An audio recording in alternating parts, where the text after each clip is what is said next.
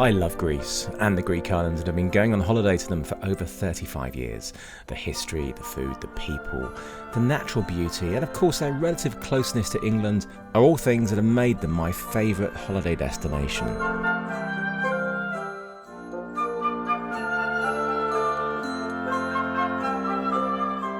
But it's something else that has made me come back to the small island of Skiathos 3 times this year, and that's the cats.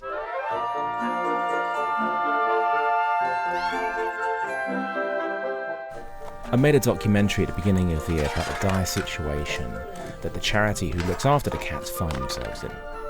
But after a holiday in May, I saw that things were not getting any better and that I needed to come back and make a follow-up film. Little did I realise just how much of an emotional roller coaster this trip would be. Come on, little one.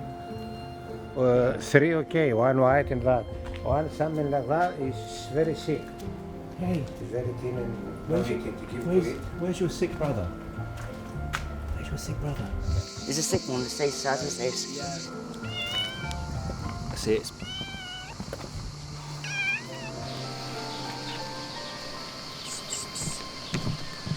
So it looks like the kitten is in here somewhere, up in the engine.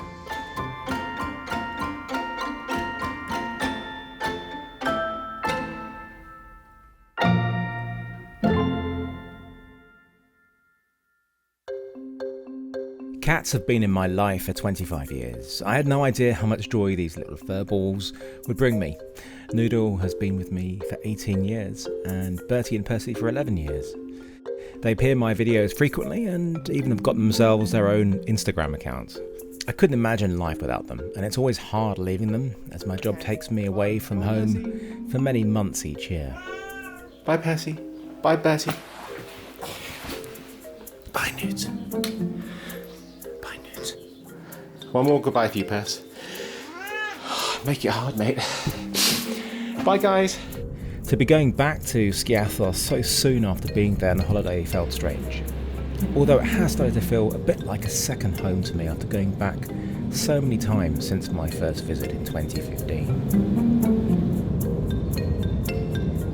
What makes the island so special and what makes so many people come back year after year is it's hard to nail down. Maybe it's the size being just 12 kilometres across. Maybe it's the lush green landscape. Maybe it's the perfect beaches. Really, it's all of these and much more.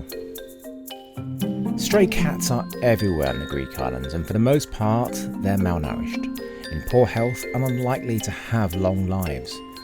On Skiathos, I noticed something different. The majority of them seemed well fed and healthy, and this is mostly down to the huge efforts of Sharon Hewing and the charity she started, the Skiathos Cat Welfare Association. I got involved with them a couple of years ago when I donated my photos that I'd taken of the island cats for their charity calendar. Right, come on you lot. Come on, let's do it. Let's do it! They're a charity who do an amazing job in making sure that the island's population is kept manageable by trying to neuter as many of the strays as they can. And every single day, a team of volunteers feed the strays across the island. What they aren't, though, is a cat shelter. Despite that, Sharon takes in kittens and other cats in need into her home to look after them and give them a chance. Bottle feeding the kittens without mothers, and keeping all the others fed and healthy in the hope that someday they'll be adopted. Where's this little one found? In a box in the street. Her eyes just literally opened, so now she's moaning because she can see everything. Hey? Ba-ba-ba-ba-ba. How old is she, do you think? 9 days. God. Beautiful markings there, Philip. What are the chances of survival of these little ones without their mothers? Very slim. Very slim. You just can never tell. She is beautiful. Can't even remember where I found you, baby. Bug. Eyes are getting better. You're eating, you're playing. Bug is one of 5, and only 2 of them have survived. Not 100%, but getting there slowly. But both eyes were closed. I mean, he was just in a bad state. Wouldn't eat, wouldn't drink. Took him to bed a few times. I'm in awe of what Sharon does. The amount of hours she puts in every single day is insane. And when she has to bottle feed the kittens, she's working through the night as well. She hasn't had a day off in 2 years. But the biggest problem they're facing right now is they cannot stay where they are anymore. They have to leave the house and the land. They have to buy new land and build something purpose-built to give the charity a secure future. But it's not going to be easy, especially as they're completely funded by public donations. During this visit, I wanted to do a number of things.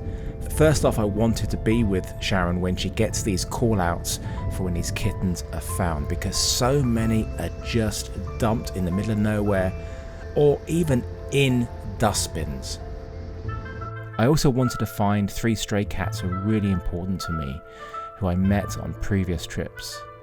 Ginger Nuts, Harriet, and Moo. Sarah and I met Ginger Nuts in the summer of 2017, and he was amazing. Cuddly from the very first moment, and we saw him every single day we were there. And when I filmed the documentary in January, he was there as well. A very lovely big ginger Tom. Became very special to both of us. We met Harriet on Aguiar Laney Summer Beach. She came up to us and again, so incredibly friendly and cuddly. Hello, come here. This poor one looks like it's had an eye removed and stitched up recently. Very friendly though, beautiful. You okay? Oh, poor thing. Looks really recent. New friends. Sarah's made another new friend. And Moo's a strange one. We only ever met her once in town, but she made a huge impact on us. She was beyond friendly. We didn't see her again though for the rest of the trip. She's now called Moo because she's got a little bit of cow markings. Hi Moo! It didn't take long before I got my first phone call from Sharon about a kitten who was stuck, so it was off to see if we could rescue it. So I'm trying to find this one that Mary says is in here on top of a wheel somewhere. So we need to get Dave, we need to actually get in here, you know. She's one that contacted me to say it's starving, it's been dumped there, but the problem is if it gets out, there's 2 vicious dogs that's been killing all the kittens in the boatyard. That's why she's panicking. You know, who's able to climb over? Take it there's no dogs in there now, is there? Oh, no.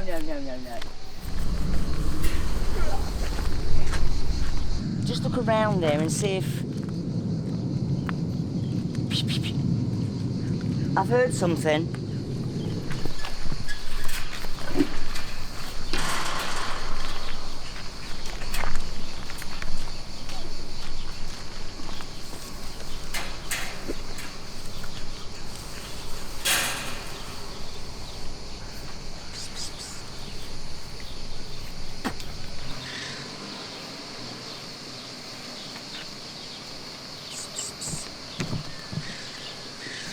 She didn't say which car, then?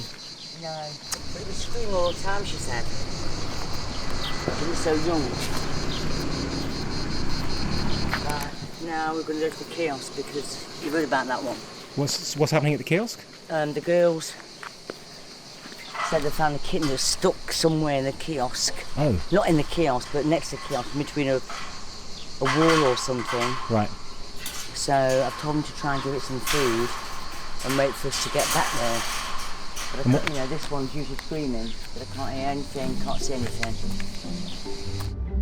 After an hour of fruitless searching and with the news that there was another kitten stuck in a wall back in town, Sharon made a call to head over there and come back to the boatyard later.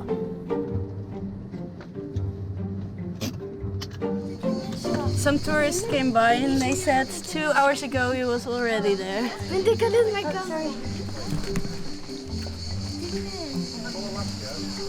Apparently there's a kitten inside behind this electrical box here. Don't know how it got in, don't know how we're going to get it out. We haven't heard it since we got here, but it's very noisy.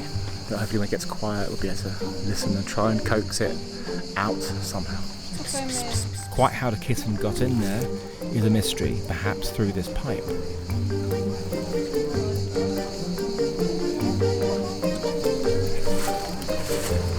And the black cat was meowing to him, but Do you know what colour it was? it was a tabby one. Tabby and white. It must have been very small. You could just about see the kitten in there, but there wasn't enough space to put your hand through to try and pull it out. Lots of different ways of trying to get it to come out on its own, but it wasn't happening. Sharon thought the best thing to do was just leave it until people left, and hopefully it'll come out on its own somehow. Oh, I can give you some wet food. Okay, Yeah. And then if it does come out, then take it home. Yeah. No, just ring me. Okay. I came back a couple of hours later when everybody else had gone to see if he was still there and if I could try and get him out. So somebody's taken away part of this wall, but the kitten's still in there. Hello? Why don't you come out? Come out. Come on. Where are you? Oh, you're still in there. You can't get out of there, can you? There you are.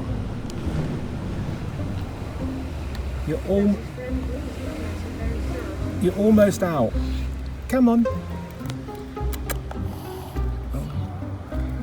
Come on, it's okay. Come on. Come on, little one. I don't know what's the best thing to do because I don't know if the kitten is staying there by choice. I'm thinking it can probably come out. I can't see any way that it's trapped, but definitely a very scared cat. Are you okay in there? Come on. Got some water now for you. We really need to get this cat taken to Sharon so it can be looked after. And it's going to stay in there. Doesn't want me to bring it out. I think it's there by choice at this point. I think it's just been scared by the boys earlier, poking it and stuff. When somebody come by in the morning and I come and check and see that it's okay. Poor little thing.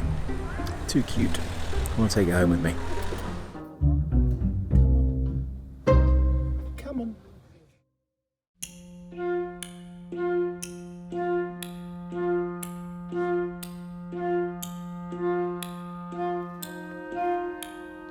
I woke up the next morning to some scratching in my apartment window and the ground floor, and there's this little kitten, so I did what any normal person would do.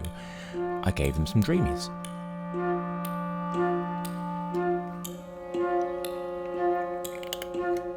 Hello. If you're going to have an alarm call, having kittens come into your room, that's not a bad one. When I checked my phone, I saw there was a message saying that the kitten from last night that was trapped inside that wall was no longer there. It had probably just come out on its own and nobody knew where it was. So my first port of call was to try and find lovely Harriet on Elaney Beach. When I last saw her in May, the beach was very quiet and it was so easy to find her. Of course, it is a hell of a lot busier than when I was here in May. And there was nobody on the lounges. Just myself and Sarah and Harriet, really. I think it's just too busy and certainly too hot. I think if she's going to be anywhere, she's going to be in shade. I know that one of the other cats I fed last time, Severus, was always under the cars and it wasn't anywhere near as hot as it is today. So I'll have a look around. If I can't find her, I'll come back for sunset and it'll be a lot quieter here. I got a phone call from Sharon telling me that a tourist who was out hiking found a large number of kittens in the middle of absolutely nowhere, clearly being dumped. I was walking up the track and there was a cat sat here, or what looked like a cat, but it was probably a big kitten. And I just wandered up, and when I came back round, I walked round and there was the 6 little kittens that probably couple are there. I knew there was a dog place here. Yeah. And then I googled cat sanctuary and came up, and then I got in touch to say, like, is there anything that can be done? Yeah. And then a lady called Julie put me in touch with Sharon. No, they've gone in. They're a bit shy. They've gone in. They've only started to come out recently. There's 2 that are this colour here. 1, 2, 3, 4. There's a 4 this size. Can you get it? Right, put it in the cage. Put that one in the cage. No. There's one little. There's a couple of tiny. Them 2. There's this little one. That's Tom. You've not seen any female cats, do you think? There's one other tiny one. Well, is that in there? Now, you they are were gorgeous. These 2 that were like this one were very feral, not feral, but very.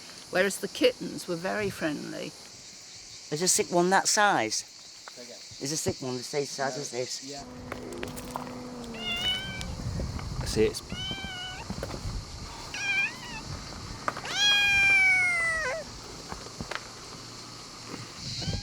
No, that So one keep was them definitely- separate.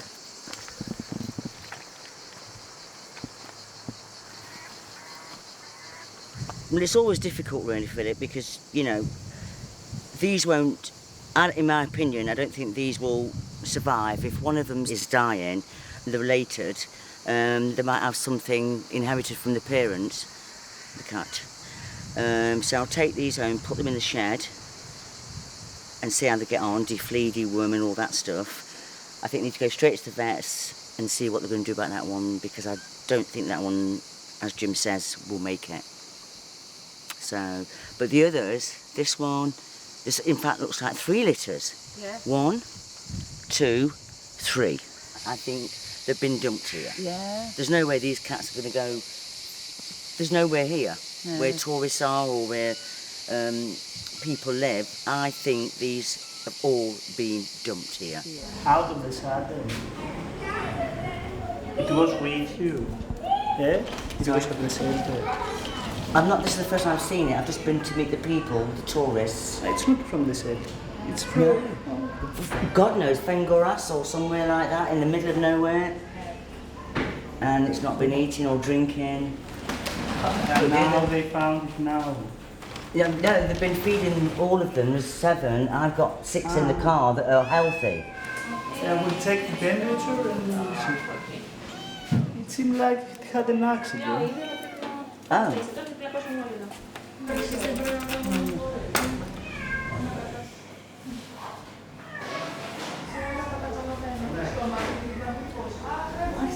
Temperature is low.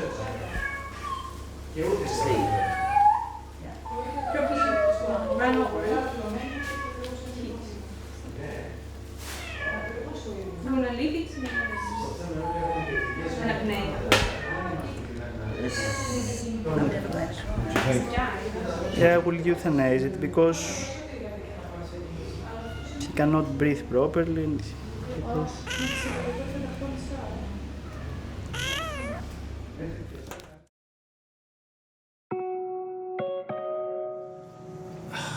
This has been the hardest part so far. I just want to ask if there's anything you can do to save them, but they know better than me. And squeaking away. Let's hope the other 5 make it. I'll go check up on them soon.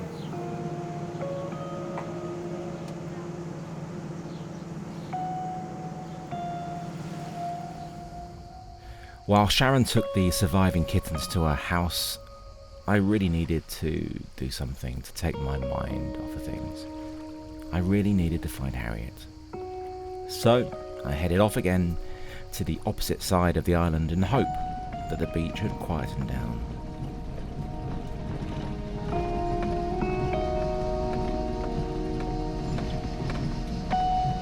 Is he? There she is. Harriet! Harriet! Harriet! Hello, you. Hello. Hi, Harriet. Come on, let's put some food for you. It's so good to see you.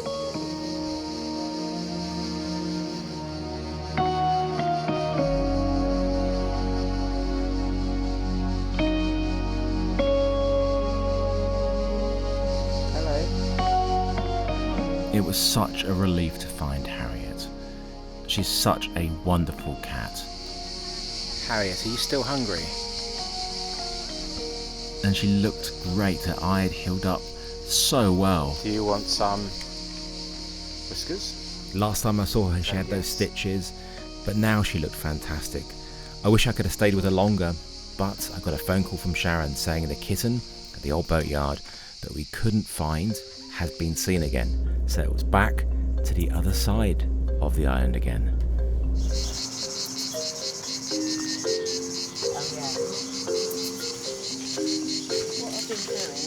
Putting food roughly where you are, see them to Hi. It's under here. You don't think it's, well, yeah, you don't think it's actually in here? Well, it's got up under somewhere. We've had a look under the bonnet, but can't see it. It might be above that tank. So it looks like the kitten is in here somewhere, up in the engine. Need to try and get him to come out, or maybe get the engine open, get the keys. Do you see it? Do you think he's in here, up here? Sharon needed to trap the kitten so it could be taken to safety. And the best way to tempt a very hungry kitten out from something like this is to put down some food. And Sharon to the side with the cage to try and catch it. There's another cat taking the food.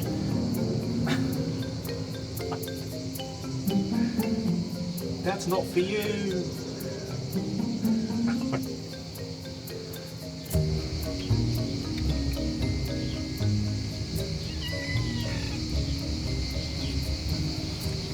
It's out.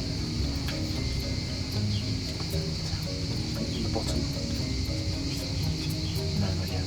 It's gone back up in.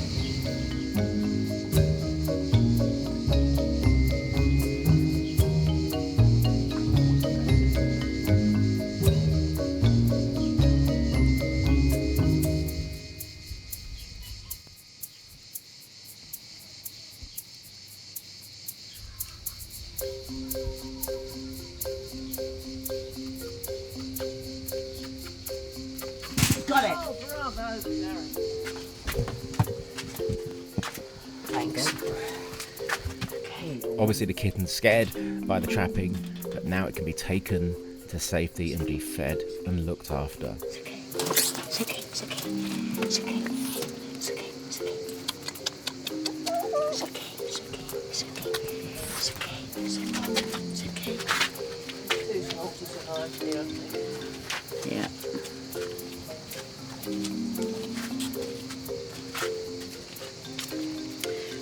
Well done, Mary, for finding it and That's sweet pea. It'll be all right now. focusing it, really. Only one.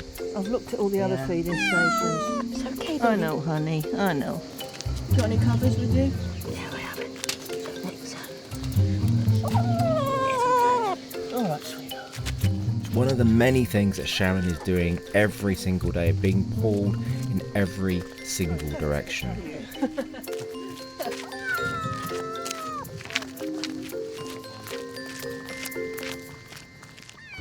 In part 2 of the Skiathos Kittens, we meet Simba, the cat who was thrown in the dumpster not once, but twice. He'll come out. The kitten from the wall turns up and finds a new place to hide. Hello. Hi. I find out how the 5 surviving kittens that were dumped are getting on at Sharon's. My search for the stray cats, Ginger Nuts and Moo continues. And I find 4 gorgeous little furballs living at the old dump.